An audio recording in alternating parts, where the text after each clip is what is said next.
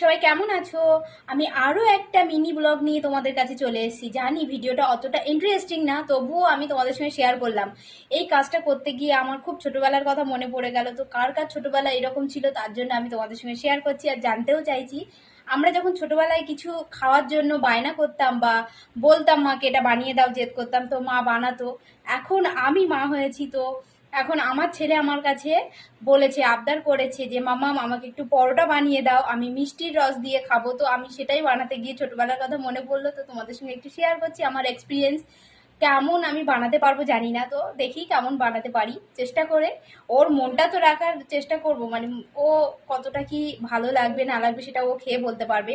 তো ছোটবেলায় কে কে এরকম আবদার করেছো, বা এখন যারা মা হয়েছো তাদের কাছে তার বাচ্চা কি কি আবদার করে সেটা আমার সঙ্গে একটু শেয়ার করো। তার জন্য এই ভিডিওটা তোমাদের কাছে নিয়ে এসেছি। তো আমি প্রথমে এই যে ময়দা নিয়ে নিচ্ছি, এর মধ্যে আছে, আর এটা দিয়ে এর মধ্যে চেলে নেব। যদি ময়দার মধ্যে কোনো নোংরা থাকে সেটা এর মধ্যে বার হয়ে যাবে, আর খাবার সময় আমাদের কোনো সমস্যা হবে না। তো ময়দাটা আমার চালা হয়ে গেছে, এবার আমি ময়দাটাকে ম্যারিনেট করব, ময়দাটাকে মাখবো, মেখে রেখে দেবো কিছুক্ষণের জন্য।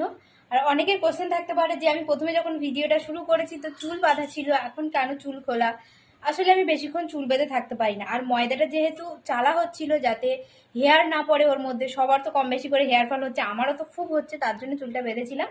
এখন কাজটা হয়ে গেছে, যার জন্য চুলটা খুলে দিয়েছি, দিয়ে আর এটাকে আমি মাখছি ময়দাটাকে, তারপরে কিছুক্ষণ রাখবো, রেখে ডো বানাবো। তো ফাইনালি আমার পরোটা রেডি হয়ে গেছে, আমরা খেতে বসছি। এই যে মিষ্টি আর আমার মাম খাওয়াচ্ছে, ওটা দেখালাম না আমি, যেহেতু বাচ্চাদের খাওয়া দেখাতে নেই। তো আজকের মতো ব্লগটা আমি এখানেই শেষ করছি। টাটা।